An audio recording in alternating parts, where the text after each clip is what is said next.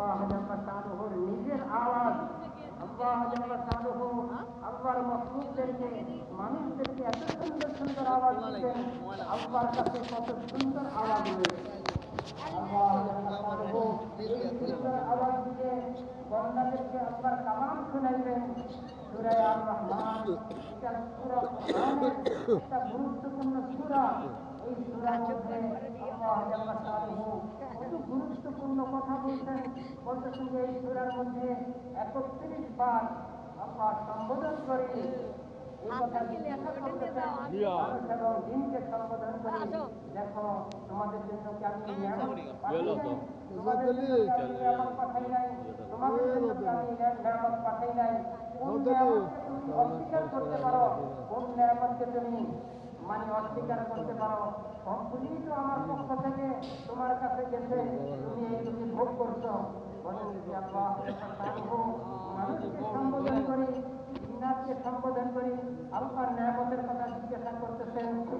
ওই আল্লাহ যখন তার আওয়াজে এই কোরআনকে শোনাইবেন, আর রহমান সূরা আর রহমানকে শোনাইবেন, তখন মানুষের নিকটে কি মজা লাগবে, সমস্ত নিয়ামতকে ভুলে যাবে।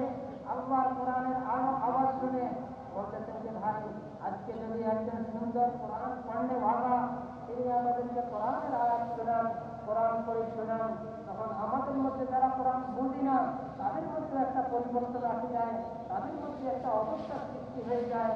আর যে আল্লাহ জান্নাতীদেরকে কোরআন শোনাইবেন, ওই জান্নাতীদের কি অবস্থা হবে, ওই জান্নাতের কত অজিতের মধ্যে আসছে, কত তার মজার মধ্যে আসছে। বলছে আরো আল্লাহ জান্নাতের মধ্যে সুন্দর আখলাক, উত্তম আখলাক, কবকে আজিম দান করছেন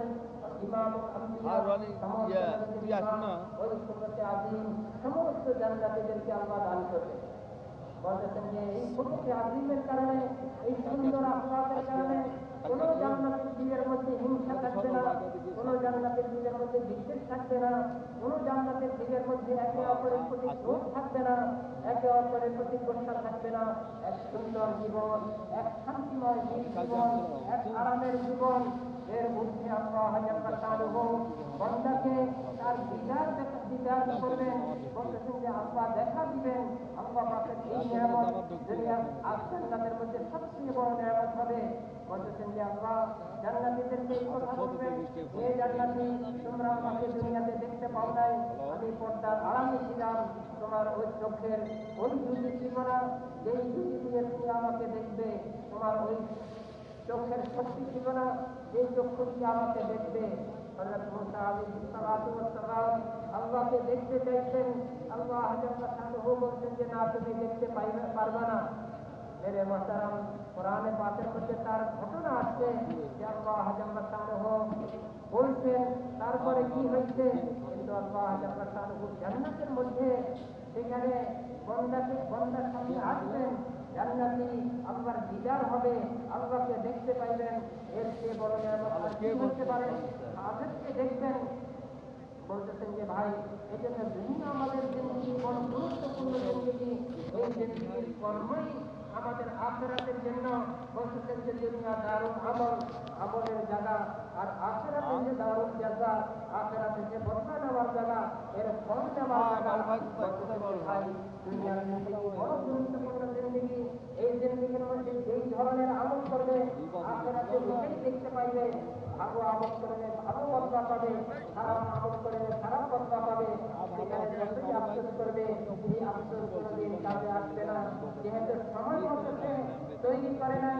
বলতেছেন যে তৈরির সময় ছিল, ওই সময় যদি খেলাধুলার মধ্যে কাটাই নেয়, ওই সময় যদি মন মতো কাটাই নেয়, যখন নেওয়ার সময় হবে তখন নেওয়ার সময় কিছুই পাবে না, বদলা পাবে না, যেহেতু করার সময় সে করে নাই।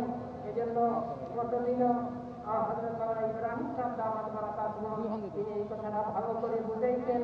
দুনিয়াতে আল্লাহ মানুষদেরকে মুকাল্লাফ বানাইছেন, দায়িত্বশীল বানাইছেন, তার জিম্মায় অনেক কাম, অনেক দায়িত্ব দিতেন।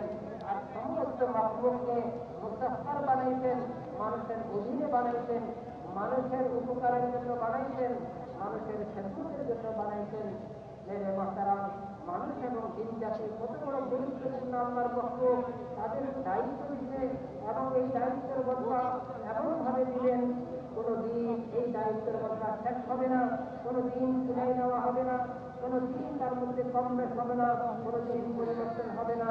এই যে আল্লাহ এক দায়িত্ব দিচ্ছেন এবং এই দায়িত্বকে পুরা করার জন্য আমাদেরকে গুরুত্বপূর্ণ অল্প সময়ের হায়াত দিচ্ছেন। এই হায়াতকে গুরুত্ব মনে করি, এই হায়াতকে গুরুত্ব দিয়ে যেই মানুষ আখিরাতে তৈরি করবে সেই প্রকৃত কামিয়াব হবে।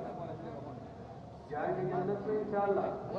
इंशाअल्लाह জান্নাতে যাবো কিভাবে ইনশাআল্লাহ?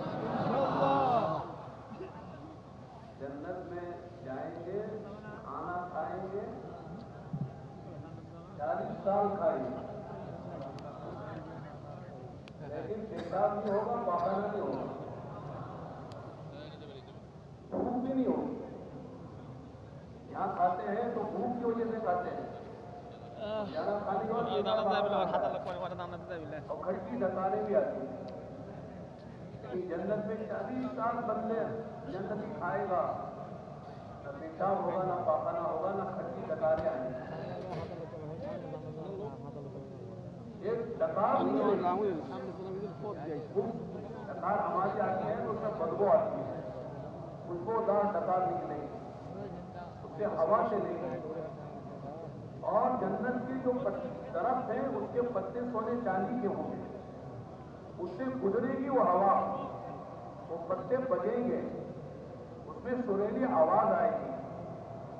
पूछेंगे जब फरिश्ते क्या आवाज है, बड़ी खूबसूरत आवाज आ रही है, आज बना जन्नती का खाना हजम हुआ है और हवा निकली है और वो हवा पत्तों से लगते हुए गुजरी है, उसकी सुरीली आवाज आ रही है। ये जन्नत का खाना है। जन्नत में लिबास मैला नहीं होगा। यहाँ 4-5 दिन पहले तो मैला होता है, बदबू आती है, पसीना आता है, और पसीना नहीं है, बलगम नहीं है, रेंज नहीं है, मैला नहीं होता है।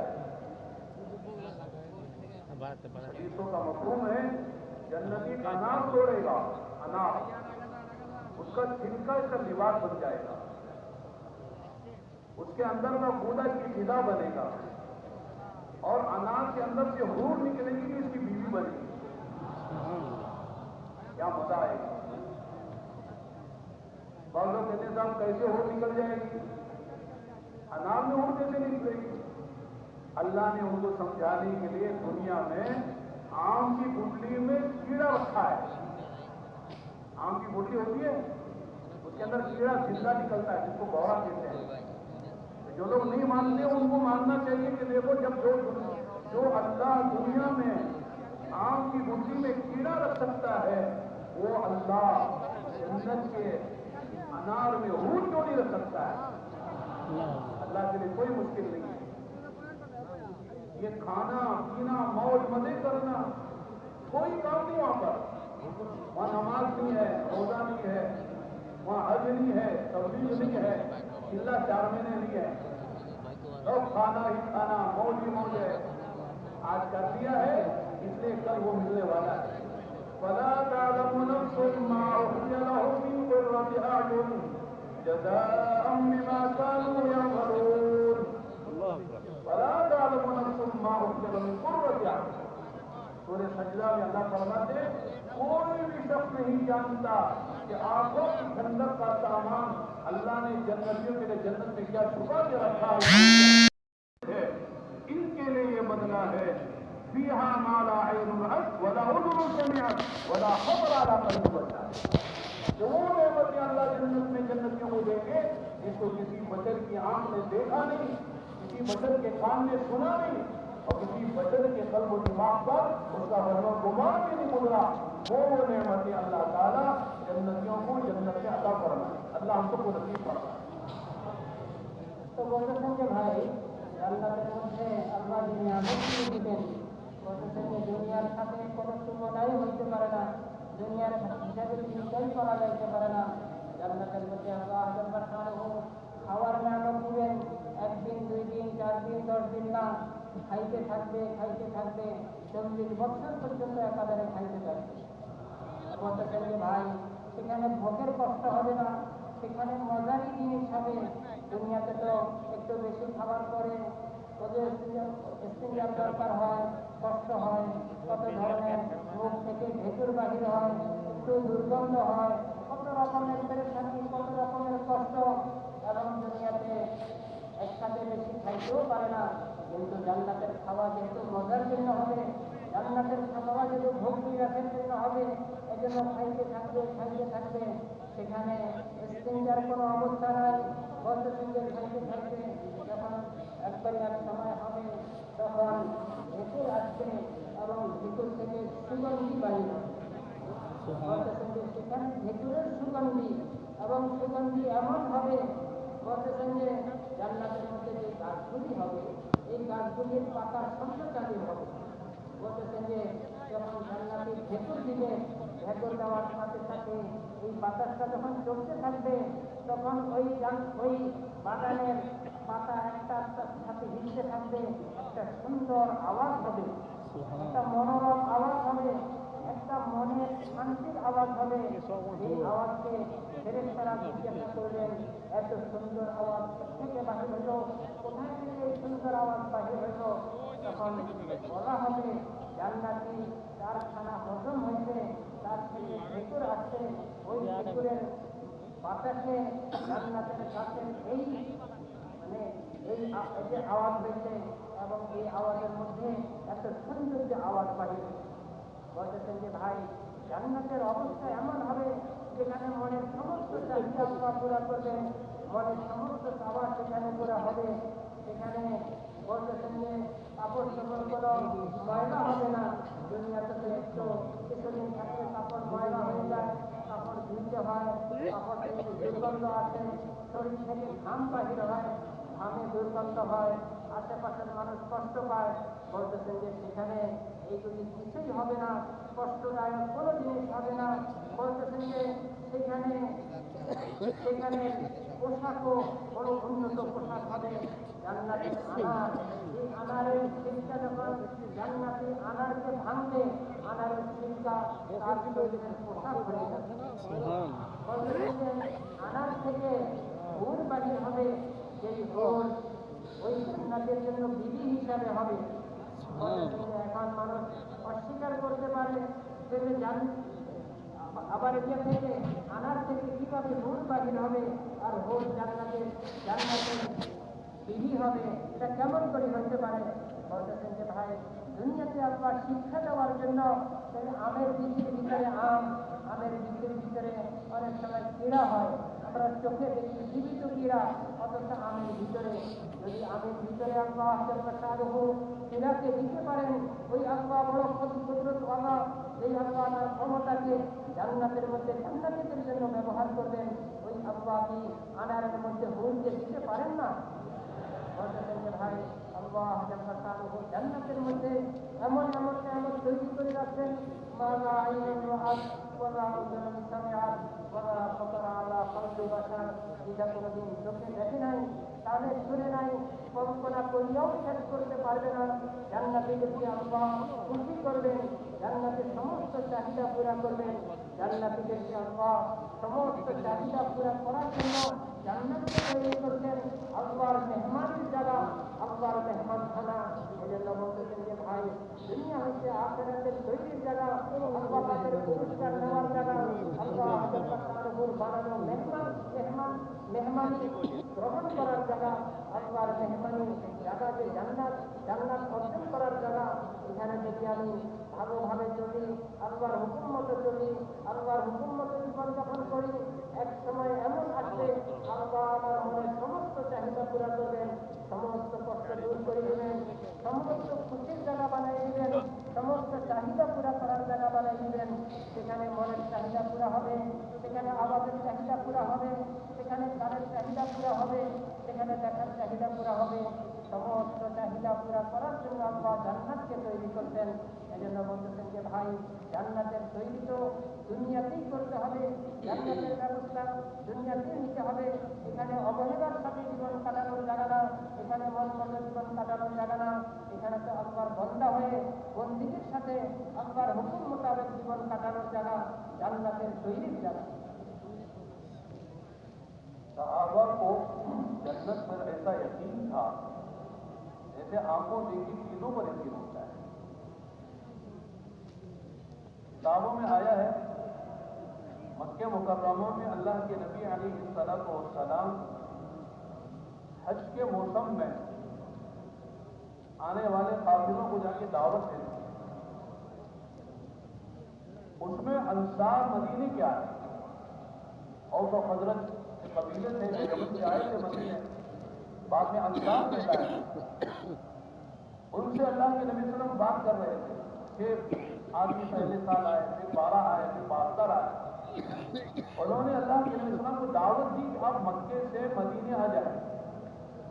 مکے والے آپ کی بات نہیں مان رہے ہیں, اس لیے آپ مدینے آ جائیں, ہم آپ کا استقبال کریں گے, ساتھ دیں گے.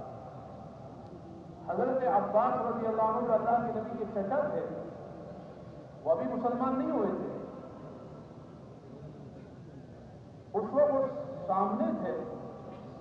انہوں نے کہا کہ میرے بھتیجے محمد کو لے جانا آسان نہیں ہے مدینے سے, مکے سے مدینے, اس لیے کہ ان کو لے جاؤ گے تو سارے عرب والے تمہارے دشمن ہو جائیں گے اور سب تم سے مقابلہ کریں گے, اور پھر تمہاری عورتیں بیوہ ہو سکتی ہیں, تمہارے بچے یتیم ہو جائیں گے, تمہارے باپ گزر جائیں گے, تمہیں بہت بڑی قربانی دینی پڑے گی.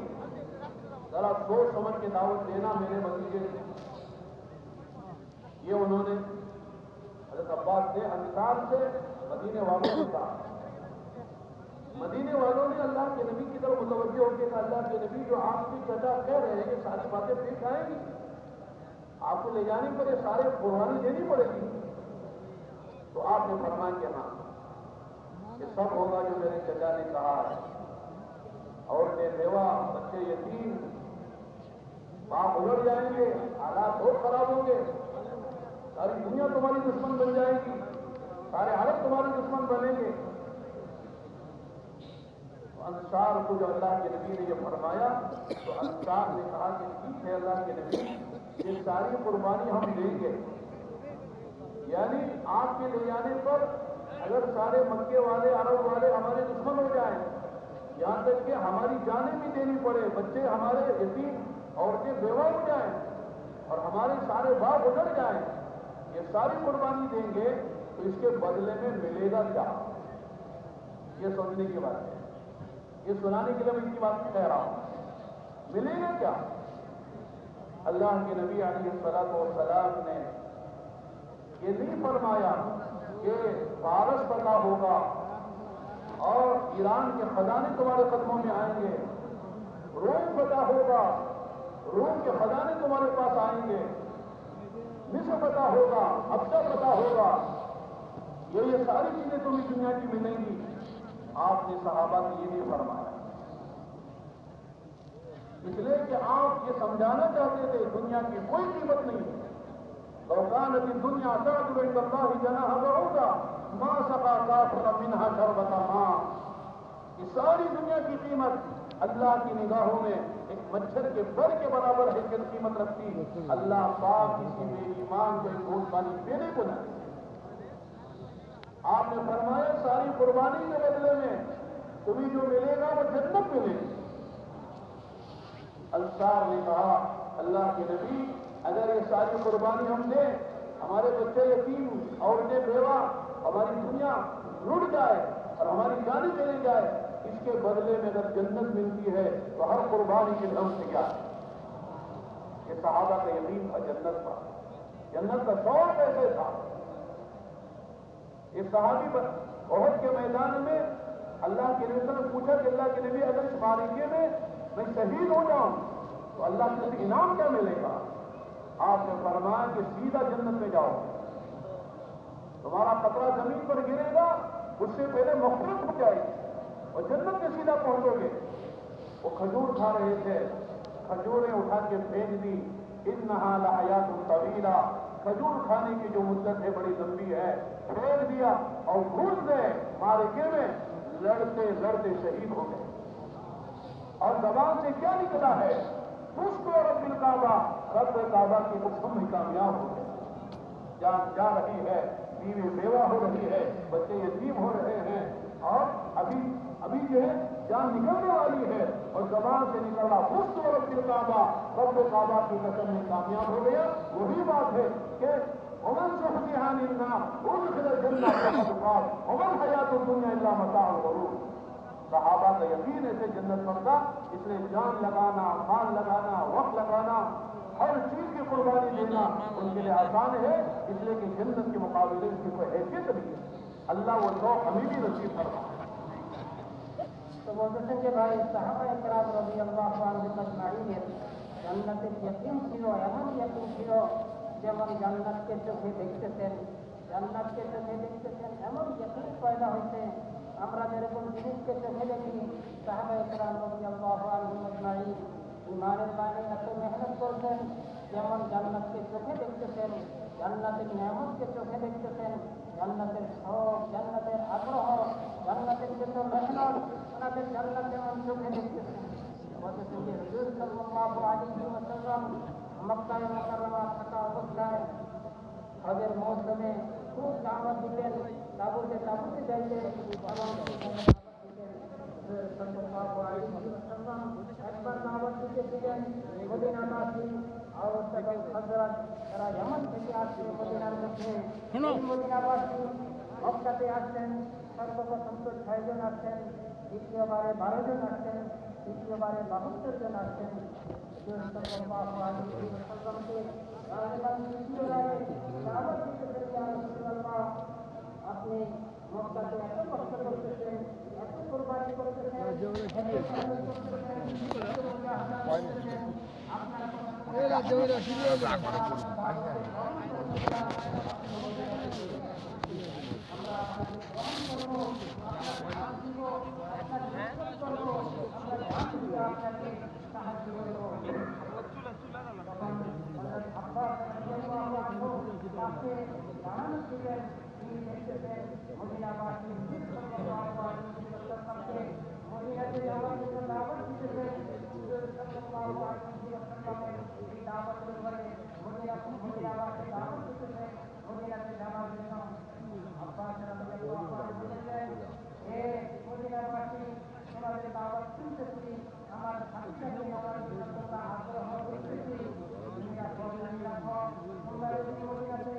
আমার এই ভাষাকে নিয়ে যাও, জানিয়ে রাখো তোমাদের বিধবা হইতে হবে, তোমাদের সন্তান হইতে হবে, তোমাদের মায়ের কোল খালি হইতে হবে, তোমাদের বাগান ইত্যাদি দুনিয়া উজাড় হয়ে যাবে, তোমাদের দুনিয়া শেষ হয়ে যাবে। তোমরা এই অবস্থা চিন্তা করো, তোমাদের দিকে একসাথে তোমরা লক্ষ হয়ে পড়বে, এই অবস্থা তোমাদের হবে। তোমরা চিন্তা করে দেখো এই অবস্থায় তোমরা শিখতে পারবে কিনা। মদিনাবাসী তাকাইলেন এবং বললেন যে ইয়া রাসূলুল্লাহ, আপনার কাকা আমাদেরকে এই অবস্থার কথা বলতেছেন যে আপনাকে যদি আমরা নিই, আমাদের সমস্ত আরববাসী আমাদের দুশ্মন হয়ে যাবে, আমাদের দিকে আমাদের দিকে যুদ্ধ করবে এবং আমাদের সন্তানকে করতে হবে, আমাদের দিকে বিবাহ করতে হবে, আমাদের মাকে ঘুম হারা করতে হবে, আমাদের হয়ে যাবে। এই অবস্থায় তোমরা আমাকে নিয়ে তোমাদের কোরবানি দিতে হবে, দিতে হবে, মাঝের কোরবানি দিতে হবে। এই কথা বলেন নাই, দেখো তোমরা যদি আমাকে মদিনাতে নিয়ে যাও তো রোম খতম হবে, রোমের সমস্ত সম্পদ তোমরা পাবে, পারস্য খতম হবে, পারস্যের সমস্ত সম্পদ তোমরা পাবে, ইরান খতম হবে, ইরানের সমস্ত সম্পদ তোমরা পাবে। মদিনাবাসীকে দুনিয়ার এই সম্পদের কথা বলেন নাই, যদি এই দুনিয়া মদিনাতে আসবে, এই দুনিয়া মদিনাবাসীর পায়ের নিচে আসবে, মদিনাবাসীকে এই কথা বলেন নাই। দুনিয়ার অবস্থা বোঝানোর জন্য যেটা হাদিসে পাকের মধ্যে আসছে, ওয়াকানাতি দুনিয়া তারিকু ইনদাল্লাহি জানাহা বাউদা মা সাফা কাফিরা ফিহা শারবাতা মা। যদি দুনিয়া আল্লাহর নজরে একটা অবস্থার পরে সমপরিমাণ হতো, আল্লাহ কোনো কাফেরকে এক ঢোক পানি পান করতে দিতেন। আল্লাহর নিকটে দুনিয়ার কোনো মূল্য নাই। এই জন্য হুজুর সাল্লাল্লাহু আলাইহি ওয়াসাল্লাম মদিনাবাসীকে দুনিয়ার অবস্থার কথা বলেন নাই, মদিনাবাসীকে অস্ত্রের জবাবে বলছেন, হে মদিনাবাসী, হইতে দিচ্ছে তোমাদের, তোমরা দুনিয়া থেকে যাইতে হবে, শাহাদাত বরণ করতে হবে, তোমাদের সন্তান এতিম হবে, তোমাদের বিবি বিধবা হবে, তোমাদের মায়ের কোনো খালি হবে, তোমাদের দুনিয়ার অবস্থা উজাড় হবে, কিন্তু আল্লাহ তোমাদেরকে এর মধ্যে জান্নাত দান করবে। মদিনাবাসী বড় খুশি হয়ে গেলেন, আল্লাহ আমাদেরকে জান্নাত দিবেন। বলতেছেন যে উহুদের ময়দানে, উহুদের যুদ্ধ চলতেছে, এক সাহাবী তিনি যুদ্ধের মধ্যে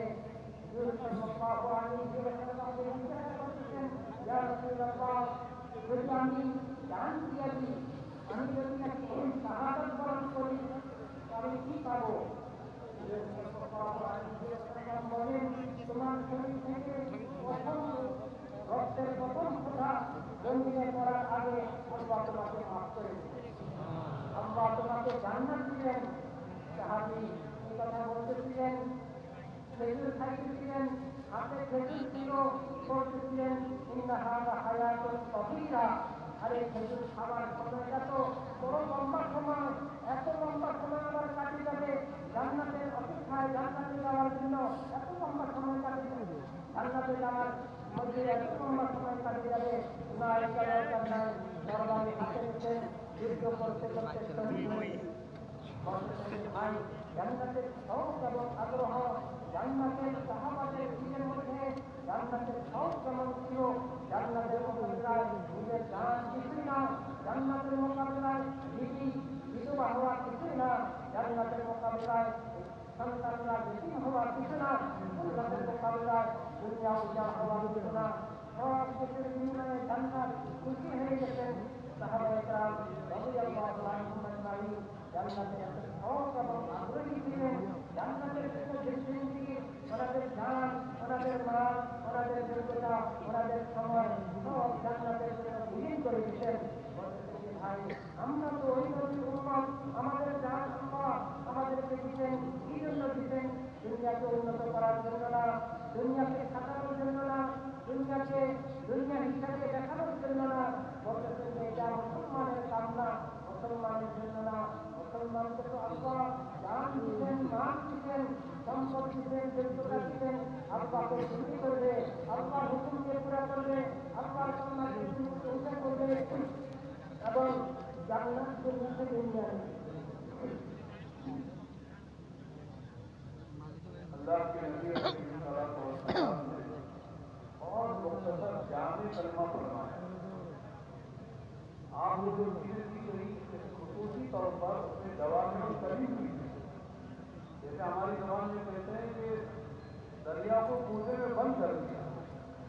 अल्फाज बहुत थोड़े लेकिन मानी को समझकर, जैसे पहली हदीस मैंने सुनाई दुनिया अहमद और अब्दुल आप और थोड़ी हदीस है, सारी बात उसने बयान करवा।